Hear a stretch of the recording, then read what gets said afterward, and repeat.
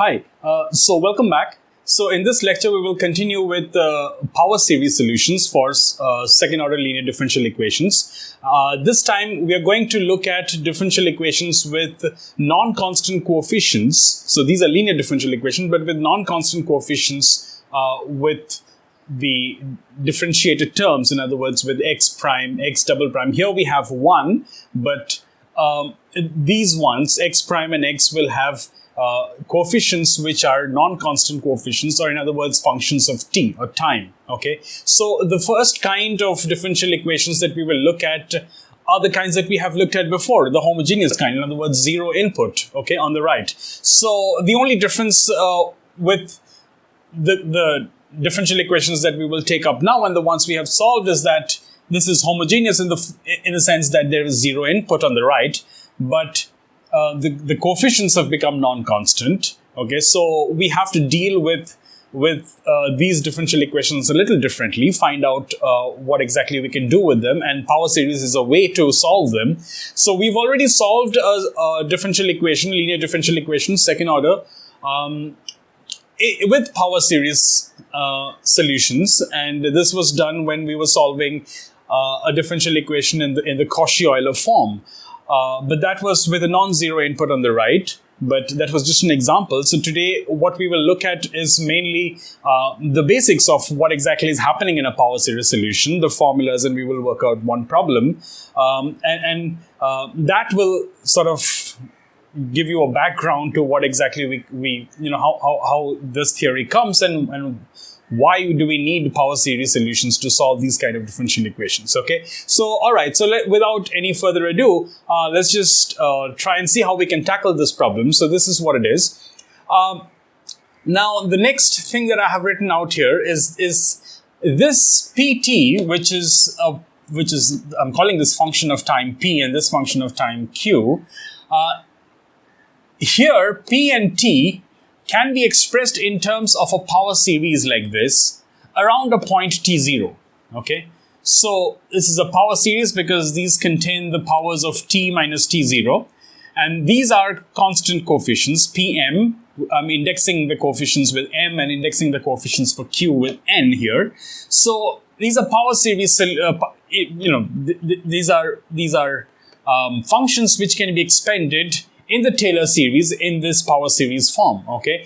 If you remember, the Taylor series was a way to expand a given function in a power series. So let's say these functions p and q have a Taylor series expansion like this. In other words, they are power series themselves. So when this happens, that's the only time we can actually talk about a power series solution for this differential equation. When this happens, that the two coefficients, the non-constant coefficients, can be expressed in terms of a power series around a point t0. This is the point around which we are expanding this function in terms of the Taylor series or the power series. When this happens, we call the functions p and q analytic functions at t0, okay? So that's a definition, that's a name that's given to it. They're called analytic at the point t0. In other words, for a point t which is very close to t0, you can express the function. So if this is t0 over here, at a small neighborhood, okay? For example, let's say this is t.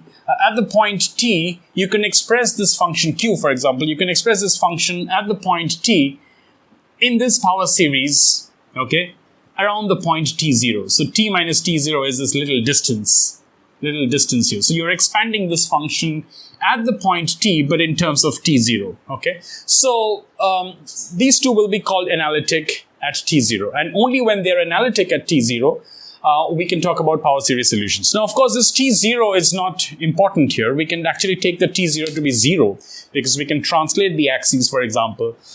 If t0 is a non-zero point, in other words, a non-origin point, then we can translate the axes and make the t0 the origin. And so we can ignore the t0, but for the theory, let's just keep it. While when we take up the problem or when we work out the problem, the solution to the problem, we will take the t0 as 0 and nothing changes really, okay? So when this setup is there, when this is given to you, that's when we can talk about power series solutions, and we get straight to it. We take the trial solution of this differential equation xt as a power series itself, where these are the unknown coefficients here, this is the suffix k, into t minus t0 to the k. Okay, so we think that the solution for this differential equation can be expressed in terms of a power series itself, where these AKs are unknown for now, but we will find out a way to solve the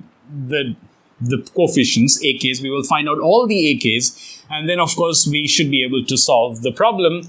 And this would become the solution once we find all the AKs, and that would be the power series solution. So of course, so let's assume that this is the power series, where the task now is to find the AKs. Okay. So if this really is a trial solution, we have to put this into this differential equation. So we need the x prime and the x double prime, because those are there over there. So x prime is of course just differentiating this term by term. If you differentiate this term by term, this k comes down. It's just simple differentiation. The k comes down once here. You get AK, this remains as it is, and the power here gets reduced by 1. But of course, this can be expressed. So this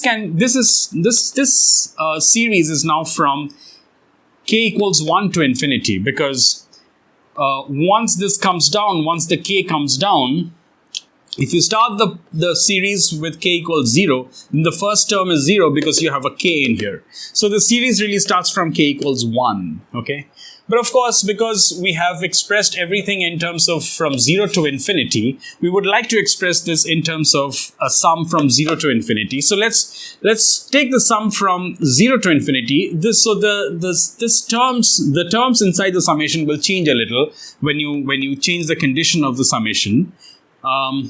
If you take the sum from 0 to infinity, you see, when it was from 1 to infinity, the summation started with 1a1 and t minus t0 to the power 0, okay, when k was 1. But if you're starting the sum from 0, you have to make sure you put k plus 1 here and k plus 1 here. So then the sum will start, where as you put k equals 0, the first term, then you will get 1 and a1, and of course this will be to the power 0, okay? So really, it's just taking k minus 1 equals something else, okay?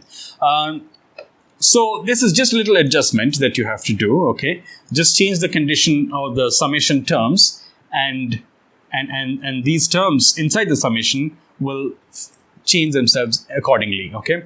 So I hope that much is clear. Similarly, for x double prime, you're just differentiating this one once more. So the k minus 1 comes down, and this gets reduced to k minus 2, and everything else remains the same.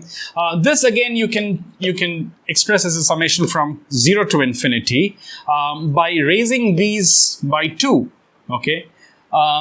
Because the first term in this summation is with a 2 and a 1. When k is 2, you get 2 and k minus 1, which is 2 minus 1 is 1. So you get 2, 1, a2, t minus t to the power 0. That's the first term. So if you're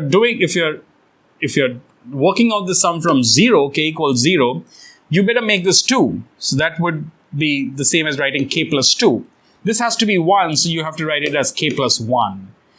K and this k, this one and this index are of the same value, so this one becomes k plus 2. The first term has 0 power. As k was 2, this was 0 power. So the first term will be k here, because as k is 0, the first term will have 0 power. Okay. So anyway, this is just an adjustment. So you can do that. This is only to bring everything at par, okay? So now once we are done with this, all we have to do to find out these AKs is to actually, plug in these values inside this differential equation and find out a way to solve the unknown coefficients here, okay, AKs. So let's just do that. So I'm going to keep these sums. So this is the part that I'm going to rub out. This is your x prime t, and this is your x double prime t, right? And I'm going to plug this one, this one, this one, this one, all of them in here, Okay, so let's just do that. So x double prime is this whole sum. So we're just going to write it once. Okay, it's going to be k from 0 to infinity, k plus 2, k plus 1, ak plus 2. For the rest of this problem, I'm going to assume t0 to be 0, because as I said, it doesn't matter if you take t0 to be 0, because everything else remains the same. It's just a translation of the axis. In other words, you can think of t minus t0 as some other variable t prime, for example. Okay, and then the problem becomes a problem in t prime. Okay, so really this t0 makes no it doesn't add anything different to how the problem is going to work out. So I'm going to call this t to the k. Okay, not writing t0. I'm taking t0 to be 0. So let's just write that down. Let's take t0 to be 0, and everything remains the same. Right. Then I have this one, pt, which is this one. I'm going to write this once. Okay, so it's going to be m from 0 to infinity, pm t to the m, again t0 is 0. This multiplies x prime, which is this whole thing. That's k from 0 to infinity, k plus 1, ak plus 1, t to the k. Okay, and then you have this last one, which is in terms of q, summation n from 0 to infinity, qn t to the n, summation k from 0 to, this is x, okay? So x was the undifferentiated, I've rubbed it out, but you remember it. X was the undifferentiated trial solution, which was a, k, t, k. And all of this must be 0 on the right. Okay, so this is the differential equation. This is what the differential equation becomes once we plug in all these values in here. And from here, we have to figure out a way to solve AKs. Okay, it looks a little scary at the moment, but it's not going to look scary after a while. So we have to group a little bit here. Okay, what we can do is, I want to express everything from 0 to infinity, which is what it is here, but there are double sums here, okay? Now, if you put this in, so if you write it like this, if you take the two summations outside, m from 0 to infinity and k from 0 to infinity, if this is how you write it, then this, once you bring this inside, everything will multiply. This whole thing will multiply this term. So that becomes, let's just write k plus 1 as it is here. Then you get pm a k plus 1. And then the powers of t will multiply to give you m plus k. Is that fine? It's just a multiplication of this with this. Okay, once you take out the summations, the two summations outside.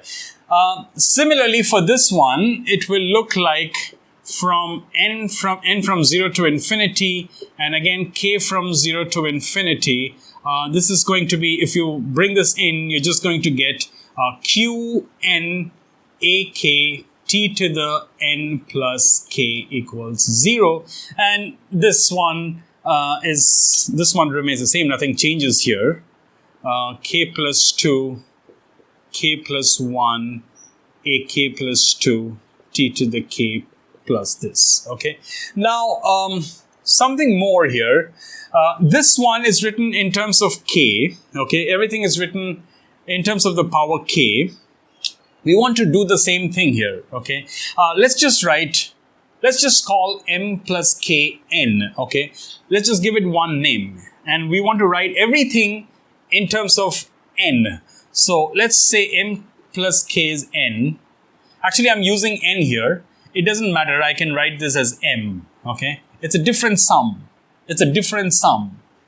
So I can write that. Okay, this does not interfere with this. I can use the same index. Okay, I want to write everything in terms of one index, not something plus something. So let me just call this n. What happens if I call this n? Let's write it here. I'm calling m plus k to be n. What happens here inside the summation is, so there are double summations here. What happens here is this t becomes to the power n, of course. Let's keep a k plus 1 as, we have to keep one index, k as it is. Then I can write m as n minus k. I can write this as n minus k. So I'm not writing m anymore, I'm writing this in terms of n and k. K plus 1 is the same, I'm keeping k, so this one remains as it is. So now I've written this in terms of one index. What happens to the summations then? You see, k cannot be more than n now, because then you will have, for example, if k is n plus 1, then you have p suffix minus 1, which is not defined. The suffix, these pm's, they start from 0. So you can't have n greater than, you can't have k greater than n. So k can start from 0 but go up to n. And n is the index of, or yeah, I mean it's the power of t. And if you see here, this power could start from 0 to infinity, because when m and k were 0, this power was 0. When m and k were infinity, this power was infinity. So this really ranged from 0 to infinity. So n, the power of t, will range from 0 to infinity. Similarly, for this one, I can write this as t to the n. I keep the k. Then q becomes, again, m becomes n minus k. And again, the same thing, k cannot go beyond n, so it will start from 0 to n. And then n, again, is the power of t, which ranges from 0 to infinity, so n ranges from 0 to infinity. And you have 0 on the right. We want to write everything in terms of n, so here, there's no only one variable. I can write k as n and nothing changes. This is a different sum. So I'm just going to write in terms of n from 0 to infinity. I'm just writing n for k. That's it. Nothing more. A n plus 2 t to the n. Okay. So this is what the sum becomes. Okay. Right. So now I've written everything in terms of n. So in fact, what we can do is we can take out n from 0 to infinity. This is one sum. We can take out t to the n common from everything, okay, and write it like that. So this is t to the n, okay, and then what you have is this thing. If you take out t to the n from here, you're left with n plus 2, n plus 1, a n plus 2, plus what you're left with from here is a summation k from 0 to n, k plus 1, p n minus k, a k plus 1, okay? And what you're left with from here is summation k from 0 to n, q n minus n, a k. Is that clear? I'm taking out t to the n, which is common from everything, and I'm taking that out with the summation n. You can see that it's just the t here, the summation, the summation on n happens only here, okay, only for t to the n, okay. So I can take out the t to the n common, and you're left with this whole sum, okay. If you take the t to the n inside and you bring this sum in, you get back this sum. Okay, it's the same thing. In fact, I can take, this is a summation on k, okay, I can take that summation out as well, okay. So I can write this as only one summation. So let's just write it properly. So this is going to be q n minus k a k, and this can be brought under one summation. Okay, I hope that's not too messy here. It's brought under one summation. Okay, I'm just taking that summation out common. Okay, so this is what you have. Okay, here is another power series. So on the left of this equation, you have a power series in t. See, as these are the powers of n, and they range from 0 to infinity, and these are the coefficients of t to the n. Okay, so this power series is equal to 0, so which means that each coefficient of each power of t must be 0, and that's what we are looking for. Okay, that's the equation we need to solve for a n plus 2. So every coefficient for every n must be 0. Okay, because this really is the same as writing n from 0 to infinity, t to the n, all with 0 coefficients. So all these coefficients must be equal to 0. Okay, so that's what we're going to write. So okay, let's just rub this out. You know what we're doing. So I'm going to rub out till here. This is what we have. So all these coefficients must be 0. Okay, so what you're going to get is n plus 2 times n plus 1 a n plus 2 plus this summation k from 0 to infinity k plus 1 p n minus k a k plus 1 plus q n minus k a k, all of this will be 0. This whole thing, this whole summation. Of course, this one comes under the summation over k. Now, I'm supposed to find out the ANs or the AKs, as I said, but N is what we're writing it as now. So what we can do is we can write AN plus 1 in terms of AKs by simply transferring all of this to the left and dividing by n plus 2, n plus 1. So AN plus 2 will give you this thing. You take the whole thing to the left and you divide by n plus 2 times n plus 1. So you have n plus 2 times n plus 1. When you take the whole thing to the left, to the right, you get a negative sign. And just write that out as k from 0 to n, n plus 1, sorry, k plus 1, p n minus k, a k plus 1, plus q n minus k, a k. Okay, that's the formula here. Okay, this is the formula that we are looking for to find out the ANs. Of course, this is a recurring formula.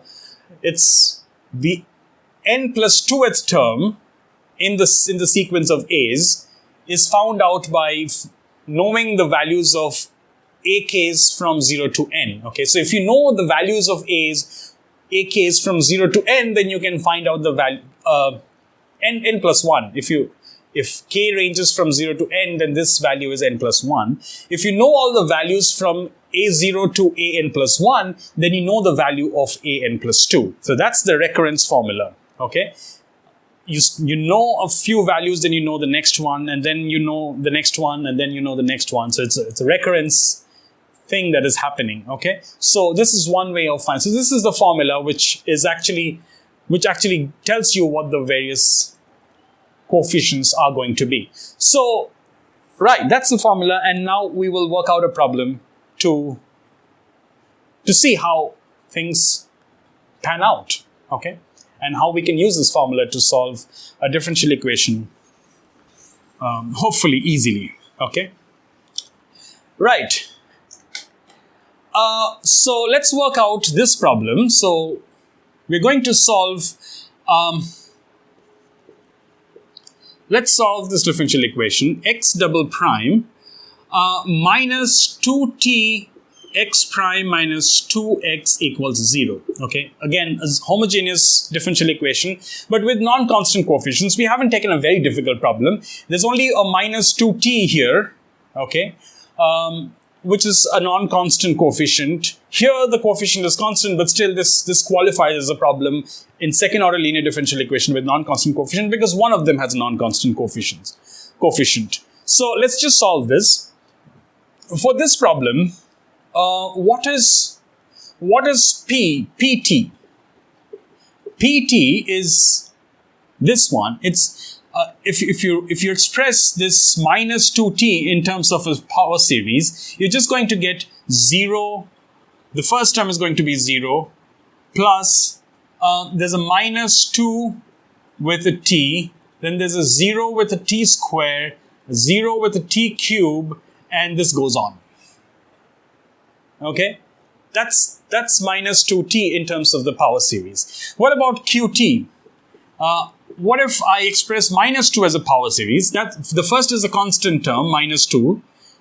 There is no t here, or t square, or whatever. So all the t's and the t squares will get zeros as their coefficients. That's qt in terms of the power series. Okay? All right, so what can we say? If I write this, the PM, the coefficients, okay, see all the PMs, all the coefficients are 0 except when the M is 1. Okay, this M actually represents the power. Okay, so this is minus 2 when M is 1 and 0 when M is not equal to 1. That's how you can write PT. If you write this as summation PM TM. Okay, M from 0 to infinity. If you write this as summation QM TM, this one, M from 0 to infinity. If you're going to write this, then what will be QMs, all the QMs? Well, you see, except for when M is equal to 0, everything, M is equal to 0 means the power of t is 0 here. Okay, there's a minus 2. So, only when M is equal to 0, the QM is minus 2. For the rest of the M's, this is 0. Okay, so the power series of P and T are these. Okay, the coefficients are these. So, if I want to find out this by trial solution, in other words, if I take the trial solution as summation n from 0 to infinity ANTN, remember here the T0 is 0, okay? So these are power series in terms of T. So the T minus T0, that T0 is 0. So therefore the power series, the trial solution is going to be T, only T. There is no T0 in here, okay? All right, so if this is a trial solution for this differential equation, then this is the formula to find out these ANs, in a recurrence form. And these PMs or the QNs, they are given by this particular equation here. Okay, so let's just work that out. What does this become? What does this formula become for this problem? So AN plus 2 here becomes 1 by n plus 2 times n plus 1. Well, here k ranges from 0 to n. But what happens to the PMs here, the Pn minus k's here? When n minus k is, so let's focus on this now. Okay.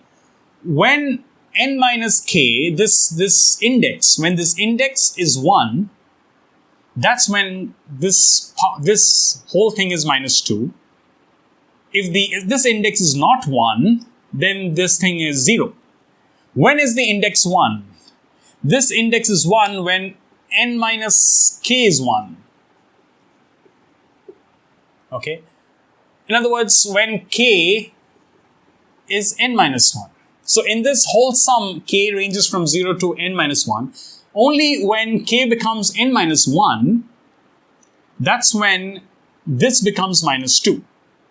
Because k becomes n minus 1 means this coefficient n minus k is 1, and coefficient is 1 means this value is minus 2. Okay, so only at k equals n minus 1, this value becomes minus 2. So this becomes minus 2 at k equals n minus 1. When k is n minus 1, what is k plus 1? It's n. This k plus 1 is n. You take the 1 to the other side. So this k plus 1 is n, so this is n, this is an. For the rest of the sum, if you consider all the other terms, for all the other terms, these are zeros, the coefficients are 0, so they're 0. So the only term that remains in this summation is the n minus 1th term. Okay, right. What about this? This one also undergoes that same summation. When this coefficient is 0, in other words, when n minus k is 0, when n minus k is 0, that's when this q is minus 2. For everything else, it is 0. So this will be minus 2 when k is equal to n. N minus k is 0 means k is equal to n, so ak becomes an. For the rest of the k's, from 0 to n minus 1, they're all 0. The q's are all zeros. So again, the summation, once you run the summation on all these terms, the only term that remains when k is equal to n, and this is the term that you will get. So really, so this becomes, the formula becomes this. It's a pretty easy one actually. If you take out minus 2an common from all of this, okay. Oh, I forgot a minus sign here. There was a minus sign over there in front, okay. So if you take out the minus 2an, you get plus 2an, and then you have n plus 2, n plus 1. You get an n plus 1 here. If you take out minus 2an, you get n plus 1, which will cancel with this n plus 1. And so really, what you have is an plus 2 will be 2an over n plus 2. And that's your formula. This whole rather scary looking formula becomes just this for this problem.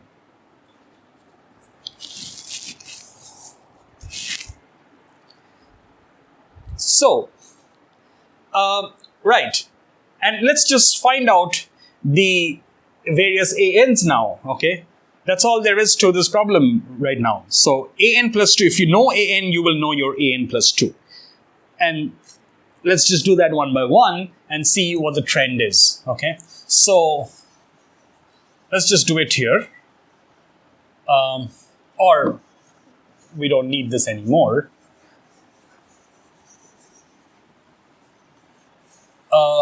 Okay. So, we'll work this out here, okay? So, n obviously starts from 0, right? 0 to infinity. So, the first term that you can get is a2, because when you put n equals 0, the first term that you can get is a2. a2 will be 2 times a0, because n is 0, divided by, when n is 0, this is 2. So really, a2 is a0. Okay, that's pretty easy. What about a3? a3 is when you put n equals 1. When you put n equals 1, this denominator becomes 3. You get a a1, because n is 1. And you get this 2 is the constant. So a3 is 2/3 a1. Okay, that's also very easy. What about a4? a4 is when n is 2. When n is 2, you see, this index and this denominator is the same. So when this is 4, this will be 4. And this index is 2 less than this. So n is, this is 4 when n is 2. So you get a2. And this is just the 2. Okay, so you get half a2, which is a0, so you get half a0. Okay, what about A5. A5 is going to be the same denominator as this. This is going to be A3 because this index is 2 less than this. And you're going to get a 2 here. And A3 is something that we know. So it's going to be 2 square 3 times, actually 5 times, I'm just writing it like this, 5 times 3 A1. Let's find out a few more. A6. What about A6? A6 is going to be 6 here, A4 over there with a 2 there. And this is going to be 1/3 A4, but A4 is half A0. Actually, that's 1 by 3 factorial A0, if you can see that. This is 1 by 2 factorial A0. This A2 is 1 by 1 factorial A0. Okay. A7, let's find out A7. A7 will be, well, there is 7 and there's going to be 5, A5, there's 2. So what is A5 is this. So 2 with the 2 square will get a 2 cube here. And the 5 will multiply, the 7 will multiply 5 and 3 to give you 7, 5, 3, A1. So there is a trend. You can see the trend. You can actually write down a few more without even, calculating. What about A8? A8 will follow the even trend. A2, A4, A6. See, A6 becomes 1 by 6 by 2 factorial. A4 became 1 by 4 by 2 factorial. So 8 will become 1 by 4 8 by 2 is 4 factorial A0. What about A9? A9 will get a 2 to the 4 here. Okay, see the powers of 2 are increasing. A5 had a 2 square, A7 had a 2 cube. This will become 9, 7, 5, 3, A1. Okay. Actually, this can be written a little bit more sophisticated, in a more sophisticated form. This can be 7 factorial, 2 cube. This will be 7 factorial if you multiply the 6, the 4, and the 2. Okay? If you multiply the 6, 4, and the 2. The 6, 4, and the 2, they have 2 common, so that will come out. And you're left with 3, 2, 1, which is 3 factorial. And you will get a A1. This will be 2 to the 5, 9 factorial. Okay, here you need 8, 6, 4, 2.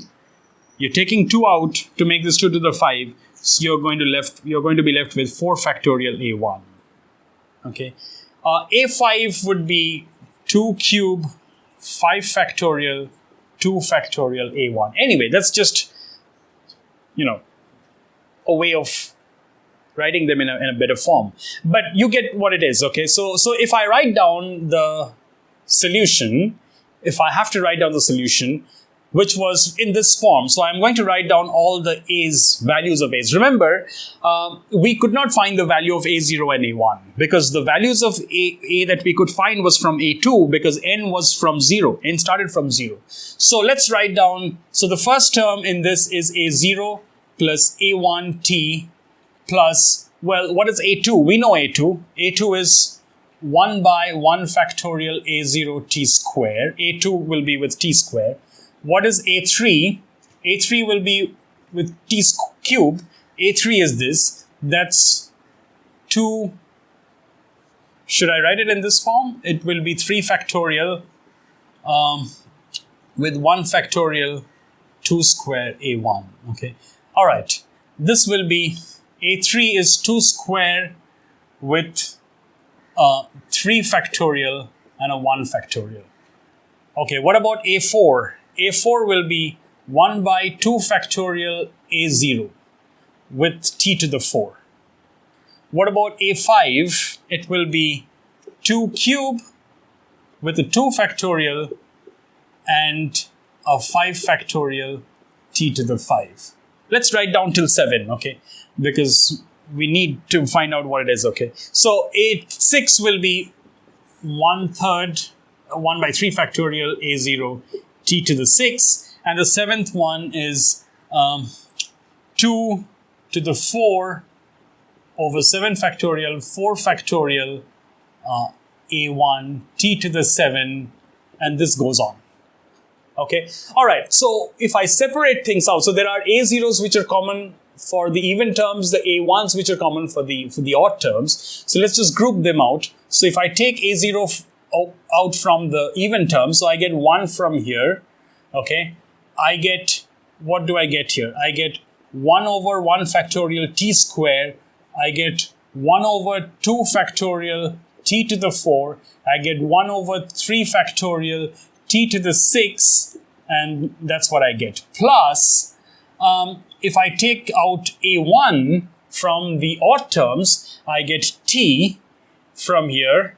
I get 2 square over 3 factorial, 1 factorial t cube, plus 2 cube, 5 factorial, 2 factorial t to the 5, plus 2 to the 4 over 7 factorial, 4 factorial t to the 7. This goes on. Okay. So I have two functions. If you look at it closely, this is a very known function. This is actually e to the t square. This is e to the t square. Okay, because you know the e to the t, it is 1 plus 1 factorial t plus 1 by 2 factorial t square plus 1 by 3 factorial t cube, like that. When you plug in the t square, all the powers will get multiplied by 2, so you get t squared, t4, t6. That's a very easy one. This is a more difficult one. Okay, this kind of involves a sine hyperbolic function, because you see it's the sine hyperbolic. The Taylor series the Taylor series formula for a sine hyperbolic is 1 t plus 1 by 3 factorial t cube plus 1 by 5 factorial t to the 5. This is what the Taylor series formula is, and it's kind of resembling that 5 factorial with t5, 7 factorial with t7. But there are other terms here. Okay, so it's some function. It should be some function of t, which should actually give out this series. I'm not going to go, there's no point actually finding out what this is at the moment, but it's a kind of a known form because it's a sine hyperbolic form with some function in there. So anyway, so this is going to be A1 some function of time as well, f of t, okay, which I guess would be something in the hyperbolic form, sine hyperbolic form. So anyway, so I'm just going to rub this out. So what we're going, so because that's your solution. So we started with a trial solution which was in the power series form, and we found the solution. And remember, we have two constants. Just like when we solved differential equations, second order differential equations with the homogeneous form with the zero input, we had C1, C2 as two constants. And the reason why we could not find A0 and A1 was because we have to have two constants. Okay. Because solving a differential equation, second order differential equation, will give you two constants. And so the A0 and A1 will remain. So you get some constant times a function 1, the first homogeneous, one of the homogeneous solutions. This is the second homogeneous solution, just like we had solved like before. For example, C1 e to the 2t plus C2 e to the 5t, something like that. These were the trial solutions, you remember? Okay, or homogeneous, the complementary function, the linear combination of the homogeneous solutions. So exactly like that, we've solved a differential equation, but with the non-constant coefficients now. But the solution comes out to be in the exact same form, except that we have different forms of solutions. These are not exponential to the power something linear. The exponential to the power, for example, this is quadratic. This would be something else. Okay, so that's how you solve it. Okay, the formula was a scary one if you look at it in the first glance, but if you treat the problem as it is, it can get reduced to something very simple. And all there is to do then in solving the problem is to find out the A0s and write down the answers in this form. In case you don't figure out what this is, this was easy to find out. This was not so easy to find out. In case you don't figure out what this is, you can just leave the answers in that form, and this would still be a function of t, and this would be another second function of t, and that would be your answer. So that's how you solve differential equations with non-constant coefficients in the power series method. Okay, so I hope that that's clear to solve, or you'll be able to solve more problems with that kind of a background, and we will take things forward in the next lecture again. Okay, thank you.